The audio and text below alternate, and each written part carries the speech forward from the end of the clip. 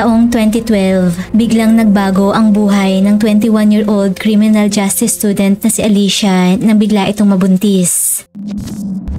Bagamat hindi pananagutan ng kanyang ex-partner ang bata, kumpiyansa si Alicia na may tataguyod nito na mag-isa ang anak. Subalit ang masaklap, hindi na ito kailanman mangyayari pa. Nang inaya si Alicia ng kanyang boss sa isang event, hindi na ito nakabalik pa ng buhay. Walang awang pinaslang si Alicia at ang baby sa sinapupunan nito ng kanyang obsessed manager na si Brian. Ngunit hindi doon nagtatapos ang karumal-dumal na krimen ni Brian. Matapos paslangin, ginawa nito kay Alicia ang higit pang kahindik-hindik na bagay. Kaya't kunin na ang inyong mainit na kape at simulan na natin ang kwentong krimen ng The Alicia Bromfield Murder Case.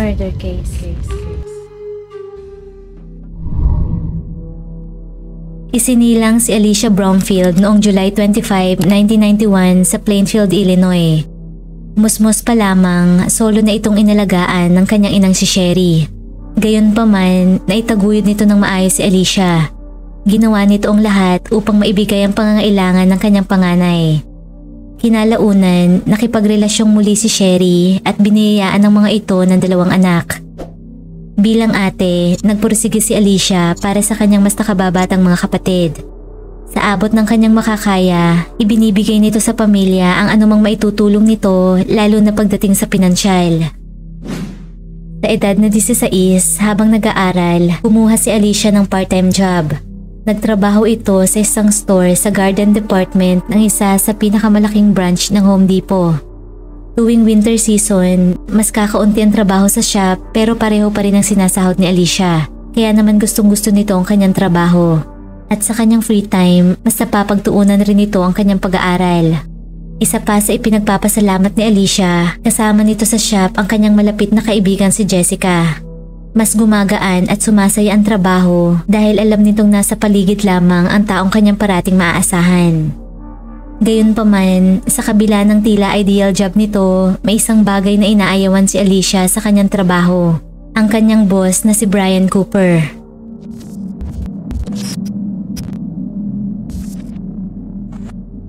Si Brian, 36-year-old regional manager, ay halos 15 taon ang pagitan sa edad ni Alicia at Jessica. Sa tuwing nasa paligid ito, hindi komportable ang magkaibigan. Una pa lamang, nasa radar na ni Brian ang dalawa.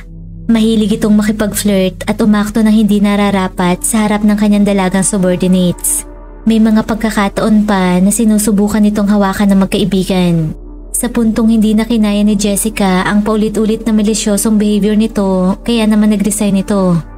Habang si Alicia naman ay piniling tiisin ang ugali ni Brian dahil kailangan nito ang kanyang trabaho. Nang taong 2012, maraming nagbago sa buhay ni Alicia. Noon ay nag-aaral ito ng forensic psychology and criminal justice at nasa huling taon na ng kanyang studies sa Western Illinois University. Isang semester na lamang, makukuha na ni Alicia ang kanyang diploma at kalaunan ay makakahanap ng mas magandang trabaho na may mas maayos na boss. Ngunit bago pa man dumating ang kanyang graduation, hindi inaasahang nabuntis ito. Habang nasa college, nakadate nito ang isang lalaki. Maayos naman ang kanilang relasyon noong una, subalit nang malaman nito na nagdadalang tao si Alicia, bigla itong nanlamig sa kanya hanggang sa tuluyan na siya nitong iwan. Walang balak ang nasabing lalaki na panagutan ng baby. Sa kabila nito, nagdesisyon si Alicia na itaguyod mag-isang anak. Katunayan, sobrang excited nito sa bagong chapter ng kanyang buhay, ang maging isang ina. Pinangalanan nito ang baby ng Ava Lucille. Batid nito sa sarili na kaya nitong palakihin ng bata lalo pat nakasuporta ang kanyang mga magulang sa kanya. Sa puntong yun, wala pang balak si Alicia na ipaalam sa kanyang manager at coworkers ang pagbubuntis. Nangangamba ito na maging dahilan nito ng pagkawala ng kanyang trabaho. Lalo pat kakapromote lamang nito kaya naman tsak natataas ang kanyang sweldo. Higit niyang kailangan ng trabahong ito para sa kanyang nasa sinapupunan. Kaya naman noon ay pinagpatuloy nito ang pagtatrabaho at mas lalo pa nitong pinag-igihan sa kabila ng kanyang sitwasyon. Samantala, bagamat malaki ang agwat ng edad, ginagawa ni Brian ang lahat makuha lamang ang atensyon ni Alicia. Ipinaparamdam nito ang malaking interes sa kanya. Subalit walang anumang intensyon si Alicia na makipag-date sa boss. Kaya naman hindi rin ito nagpaligoy-ligoy pa at diniretsa niya ito. Sinabi nito kay Brian na katrabaho at kaibigan lamang ang turing niya rito. Ngunit walang balak si Brian na sumuko na lamang basta-basta. Pilit pa rin itong sinuyo si Alicia. Parati niya itong inaalok lumabas kahit paparati rin itong tumatanggi. Hanggang sa nakaisip ito ng bagong approach kay Alicia. Ginamit ito ang kanyang posisyon upang kontrolin ito at makabawi. Nagsimula itong abusuhin ng kanyang kapangyarihan sa kanyang natitipuhang empleyado. Dumanas si Alicia ng matinding psychological at emotional abuse kay Brian. Madalas nitong baguhin sa last minute ang schedule ni Alicia, dahilan upang makancel ang ilan sa kanyang doctor's appointment. Habang tumatagal, palala ng palala ang trato niya rito. Ipinapahiya nito si Alicia sa harap man ng mga katrabaho o customers. Hinahamak niya ito at tinatawag ng iba't ibang nakakainsultong pangalan gaya ng whore o slut. Dahil sa tumitinding harassment ni Brian, hindi na nag-atubili pang magsumbong si Alicia sa store management. Ipinaalam nito kung paano siya tratuhin ni Brian. Subalit sa kabila ng ilang beses na reklamo, walang ginawang aksyon ng management. Kaya naman nagpatuloy ang pang-aabuso nito. Hindi nito tinantanan si Alicia ng panghaharas. Ngunit kasabay nito ang pagpupumilit pa rin ni Brian na mapalapit sa kanya. Madalas pa rin siya nito alukin na makipag-date. Pero walang intensyon si Alicia na sumama rito. Kahit pa panay reject ni Alicia rito, ang ipinagkakalat ni Brian sa kanilang coworkers ay girlfriend na niya ito. Isang araw, nagpasya si Alicia na ipaalam na sa kanyang mga katrabaho ang kanyang pagdadalang tao. At si Brian ang unang pinagsabihan nito dahil ito ang kanyang direct manager. Gaya ng inaasahan, nang malaman ito ni Brian, nagalit ito. Agad nitong inalam kung sino ang tatay ng bata. Nang sabihin ni Alicia na walang balak panagutan ng lalaking nakabuntis sa kanya ang baby, tila kumalma naman si Brian. Biglang nagbago ang aura nito. Bagkus, nag-offer pa ito kay Alicia na tutulungan niya ito kung kailanganin man ito ng suporta.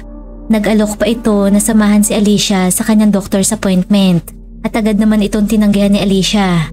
Hindi nito hahayaan na maging parte ng kanilang buhay mag-ina si Brian. Nilinaw nitong muli na hanggang manager lamang ang turing niya rito. Isang araw, nang ipaalam ni Alicia kay Brian na sasamahan ito ni Sherry sa check-up, umusok na naman ito sa galit. Sinigawan at ipinahiya nito sa Alicia sa harap ng customers. Wala itong pakialam sa mga taong naroroon. Sa puntong yon, hindi na kinayanan ni Alicia ang labis sa panghahamak ni Brian. Napilitan na itong sabihin kay Sherry ang lahat. Labis ang gulat at galit nito nang malaman ng pagtitiis ni Alicia sa kamay ng kanyang malupit na boss. Wala itong inaksayang oras. Sinugod ni Sherry ang Home Depot upang kausapin ng personal si Brian.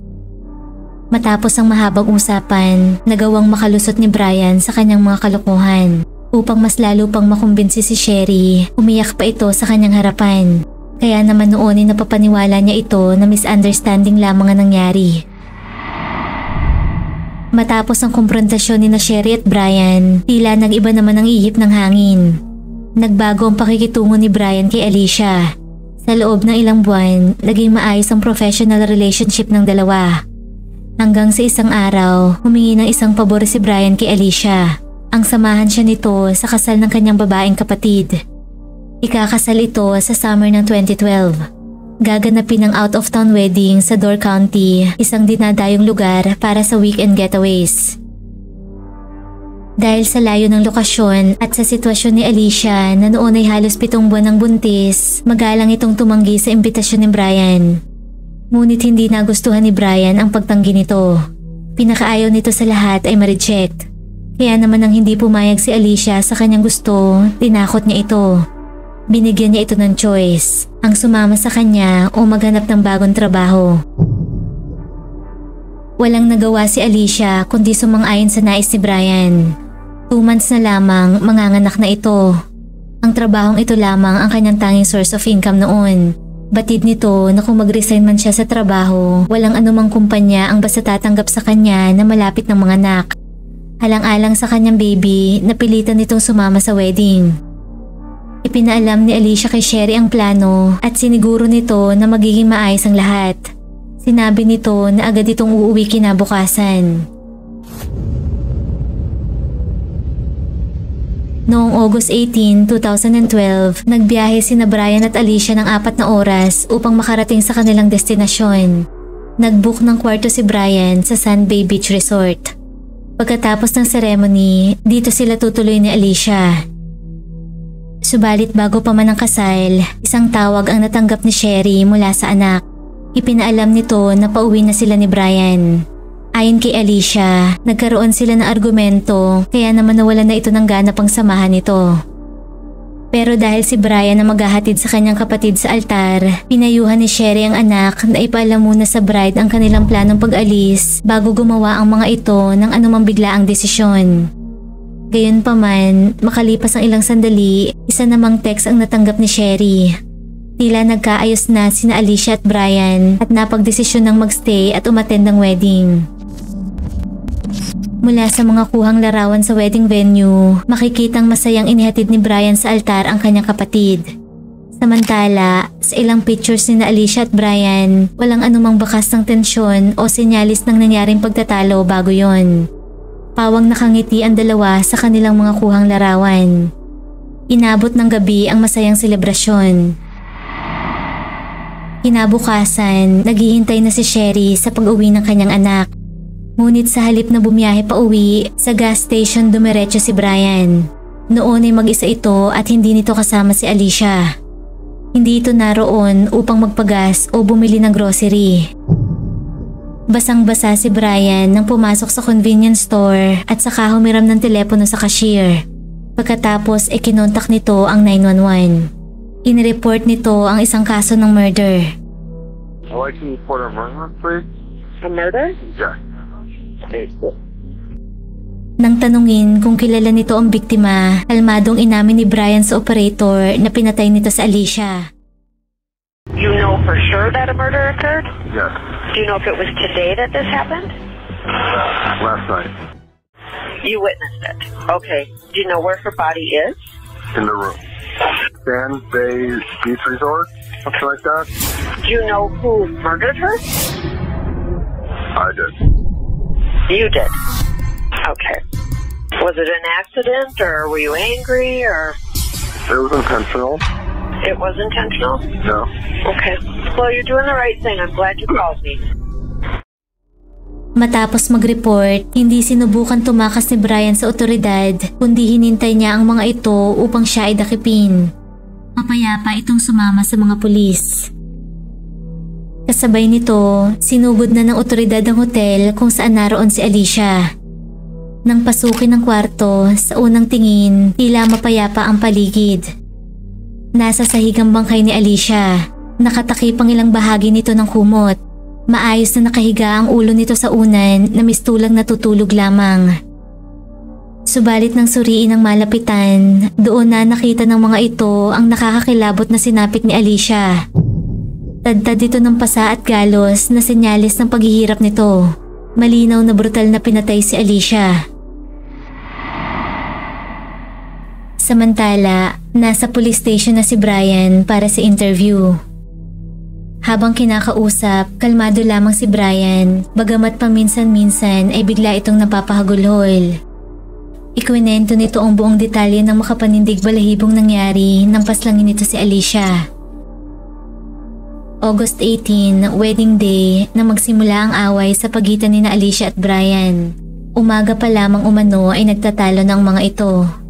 Ito ay nang malaman ni Alicia na sa ibang hotel sila mag-i-stay at hindi kasama ng ibang guest. At ang higit pang ikinagalit nito, iisang kwarto lamang na may single bed ang ibinook ni Brian. Sa labis na inis ni Alicia, sinabi nito kay Brian na pagkatapos ng wedding, tapos na rin ang kanilang pagkakaibigan. Bagay na hindi katanggap-tanggap para kay Brian. Matapos ang ceremony, nagtungo na sa kanilang kwarto ang dalawa. Lampas hating gabi na noon at sobrang pagod na ang 7 buwang buntis na si Alicia. Kaya naman agad itong dumiretso sa higaan upang magpahinga.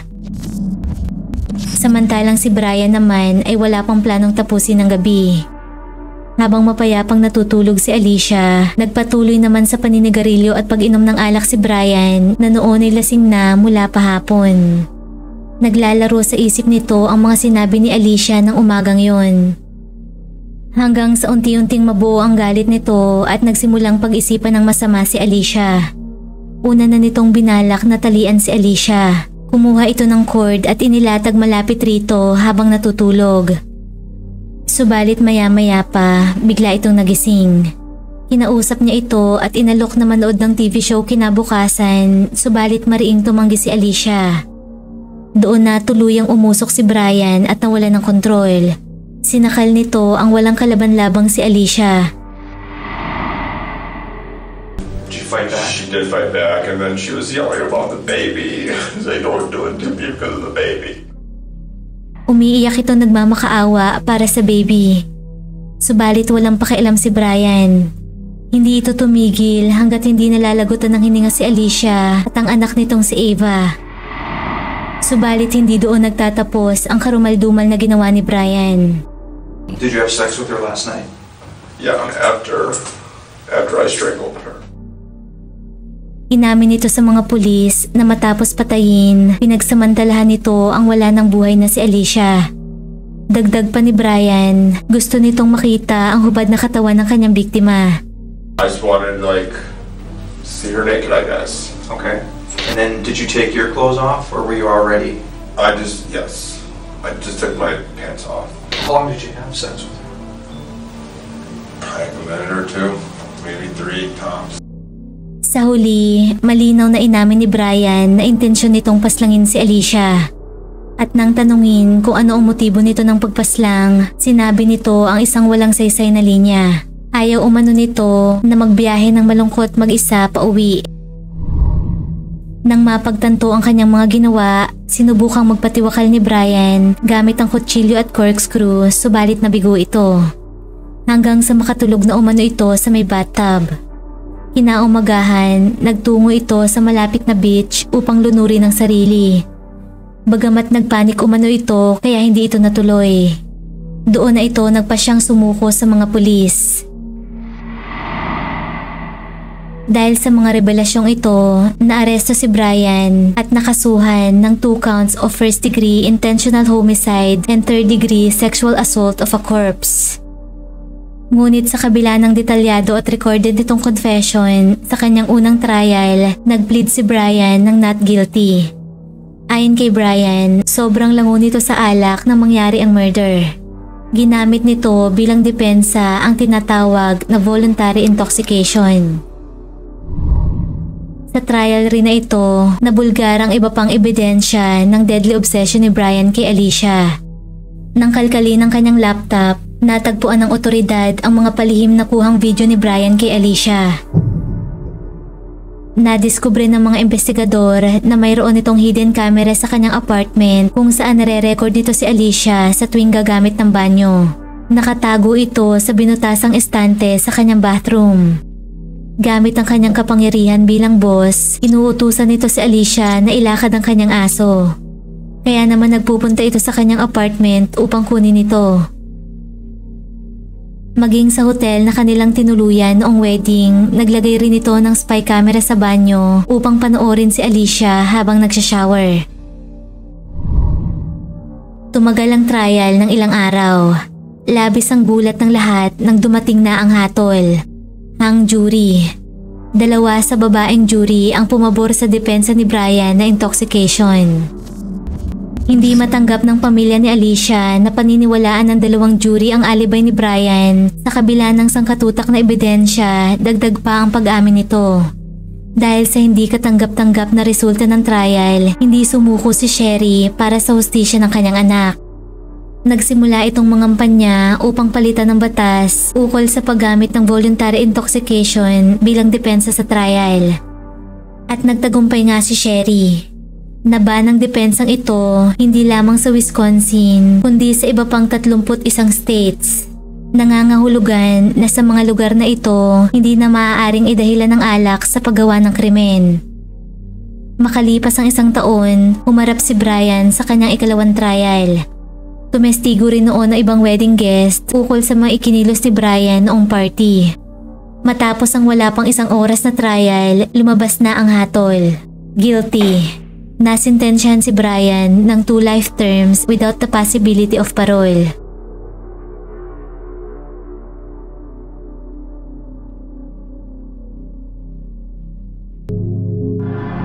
Kung nagustuhan mo ang ating kwentong krimen, huwag kalimutang mag-like, subscribe at comment sa kung ano ang iyong opinyon tungkol rito. At laging tatandaan, mahalaga ang buhay, huwag kang papatay. Maraming salamat po sa panonood at hanggang sa muli.